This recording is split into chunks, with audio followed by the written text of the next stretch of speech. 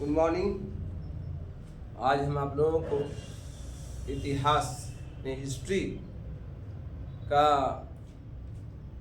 सबसे पहला चैप्टर और सबसे प्रारंभिक सबसे जो इम्पोर्टेंट पार्ट है कि विश्व में जो इतिहास की शुरुआत होती है उस इतिहास की जानकारी आपके सामने हम रखने जा रहे हैं। तो सबसे पहले तो एक सवाल है व्हाट इज हिस्ट्री।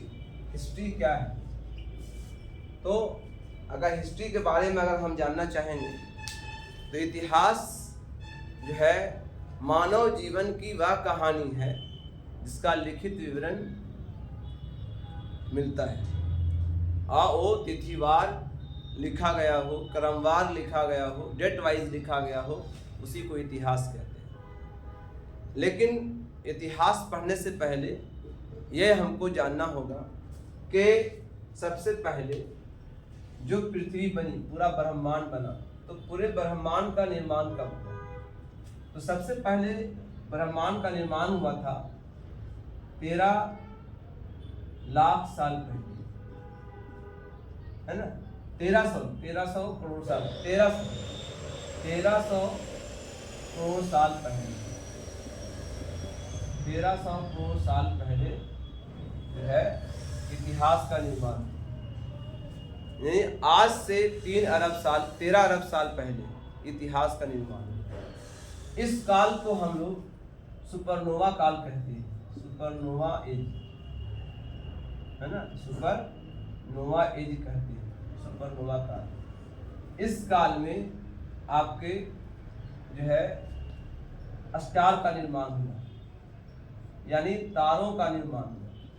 ठीक है, तो सबसे पहले तारों का निर्माण हुआ ब्रह्मांड के अंदर। और हम सब जानते हैं कि तारों का निर्माण जो हुआ है वो हुआ है आपके गैसों से, है ना, गर्म गैसों से, जैसे हीलियम एंड हाइड्रोजन। और पूरे ब्रह्मांड के अंदर जैसा कि अभी साक्ष्य है कि 10 टू द पावर 23 स्टार्स है, 10 टू द पावर 23 स्टार्स है।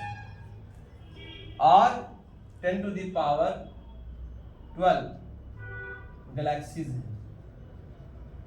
कितने हैं? 10 टू द पावर 12 गैलेक्सीज हैं। और स्टार कितने हैं? 10 टू द पावर 23। इतने स्टार हैं पूरे ब्रह्मांड के अंदर। उन स्टारों में उन तारों में से, यानी उस स्टार में से एक तारा है हमारा सूरज, जिसको हम लोग सन कहते हैं, द सन। ये सूरज क्या है? तारों का इतने तारों में से एक तारा है ना, जो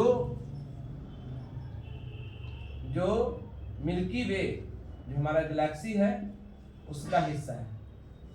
मिल्की वे, जिसको हम लोग आकाश गंगा कहते हैं, आकाश गंगा। तो मिल्की वे का हिस्सा है हमारा सूरज। और इस सूरज के अंदर जो कितने प्लैनेट्स हैं? 8 प्लैनेट्स हैं,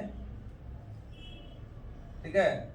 और लगभग 108 सैटेलाइट्स हैं, ठीक है। तो ये हम ज्योग्राफी में पढ़ते हैं, लेकिन चूंकि पढ़ना जरूरी है ना, समझाना जरूरी है। तो इसी सन में से एक मेरा जो प्लैनेट है जिसका नाम है अर्थ। प्लैनेट का मतलब ग्रह। एक ग्रह है जिसको हम अर्थ कहते हैं, यानी पृथ्वी कहते हैं। तो अब सवाल है कि पृथ्वी का निर्माण कब हुआ? तो पृथ्वी के निर्माण के बारे में कहा जाता है कि पृथ्वी का निर्माण हुआ था 470 करोड़ साल पहले, 470 करोड़ साल पहले।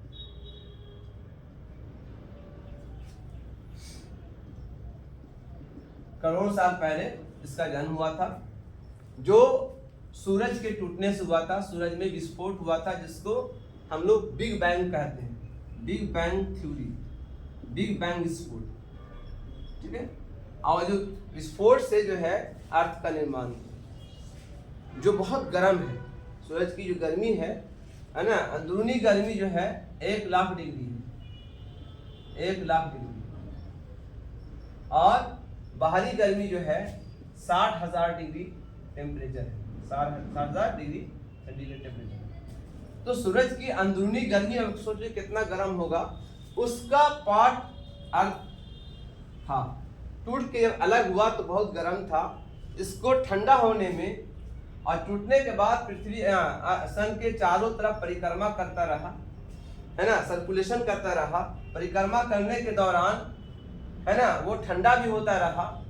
और इस दौरान जो है बहुत सारे ऐसे और भी पार्ट थे उस ब्रह्मांड में जो इससे टकरा गए और इससे पिघल करके ये एक लिक्विड के फॉर्म में कन्वर्ट हो गए और फिर धीरे धीरे ठंडा हुआ और ठंडा होने के बाद पृथ्वी का रूप लिया। इतिहास में लिखा है कि इसको ठंडा होने में 10,000 साल लग गए, 10,000 ईयर्स। ठीक है। उसके बाद यहाँ बहुत बारिश हुई और यहाँ भी कहा जाता है कि हजारों साल तक बारिश होती रही और पृथ्वी जो है, जो आज हम पृथ्वी को गोल कहते हैं, लेकिन पृथ्वी गोल नहीं, पृथ्वी जो है ना, ग्लोबियोड टाइप का, इस टाइप का है। ठीक है। जहाँ तहाँ गड्ढा है, जहाँ उठा हुआ है, लेकिन पृथ्वी को हमने क्या किया, उसको हम दिखाने के लिए उसको गोल दिखा रहे हैं। ठीक है। तो ये ग्लोबियोड है, ग्लोब नहीं है, लेकिन फिर भी समझाने के लिए हम उसको गोल दिखाते हैं।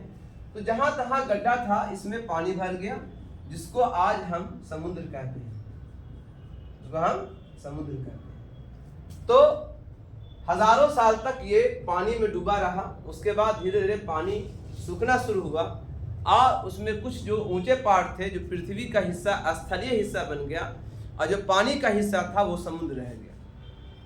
फिर उसके बाद जो है धीरे धीरे छोटे छोटे जानवर, सबसे पहले बिना हड्डी वाले जानवर का जन्म हुआ, जैसे कि जेलीफिश, है ना, बहुत सारे कीड़े मकोड़े जो पानी में रहने वाले थे उनका जन्म हुआ। और फिर वहाँ से फिर धीरे धीरे उसको कहते हैं, एक बहुत बड़े साइंटिस्ट हैं जिनका नाम है ना, चार्ल्स डार्विन। उन्होंने थ्योरी दिया है जीवों के इवोल्यूशन का, जीवों के उद्भव का। तो उस थ्योरी में लिखा हुआ है कि दुनिया में जितनी भी चीज़ें, जितने भी जन्म हुए लोग, जितने भी जानवर आए, सब इवोल्यूशन से हुए, एक दूसरे से तब्दील हो गए, मतलब एक्सचेंज कर गए। ठीक है। तो इवोल्यूशन के जरिए से जो है यहाँ पर सबसे पहले जो है पानी में रहने वाले जानवर, उसमें बड़े जानवर पैदा हुए, जैसे घड़ियाल है ना। उसके बाद जो है सांप, बिच्छू जो है, मेंढक वगैरह, छुछुंदर वगैरह पहले पानी में रहता था, ये सब पानी में रहते थे पहले। और जब उसमें से कुछ जानवर पृथ्वी पर रहने लगे और उसमें से एक था छुछुंदर, यानी जिसको मोल कहते हैं। छुछुंदर जो है इनका जन्म हुआ। छुछुंदर से फिर इसमें डेवलपमेंट हुआ तो बंदर बना और बंदर से फिर इंसान का निर्माण हुआ, यानी लंगूर, फिर बंदर से इंसान का निर्माण हुआ। तो इंसान, अकॉर्डिंग टू चार्ल्स डार्विन, मानव का विकास जो हुआ है वो किससे हुआ है? मानव का विकास की शुरुआत जो हुई है वो बंदर और छुछुंदर से हुई है, मतलब बंदर से इवोल्यूशन किया गया। ठीक है। उसके बाद जो है धीरे धीरे मानव का जो पहला मानव जो आया पृथ्वी पर, उसका जो समय था, उसका काल था, वो था 25 लाख साल BC में, 25 लाख BC में ये पहला मानव आया, 25 लाख BC। ठीक है। और उसके बाद जो है, जिसको हम लोग सबसे, मानव को हम लोग क्या कहते हैं, पहला जो मानव आया उसको हम नाम दिया होमो सेपियंस। होमो सेपियंस क्या नाम दिया? होमो सेपियंस नाम दिया। ठीक है। और उसके बाद से फिर विश्व में इतिहास की शुरुआत हुई। जब से पृथ्वी पर मानव का जन्म हुआ, उद्भव हुआ, तब से इतिहास का निर्माण हुआ। तो इतिहासकारों ने पूरे इतिहास को जो है कई भागों में डिवाइड करके समझाया है। इसके बारे में अभी हम बात करेंगे कि इतिहास मानव जीवन की कहानी है, जिसका कोई लिखित विवरण मौजूद भी है और नहीं भी है। जिसका नहीं है उसको हम लोग प्राक-इतिहास कहते हैं या प्रागैतिहासिक काल कहते हैं, और जिसको मालूम है उसको इतिहास कहते हैं, है ना। तो मानव जी पूरे इतिहास को 3 भाग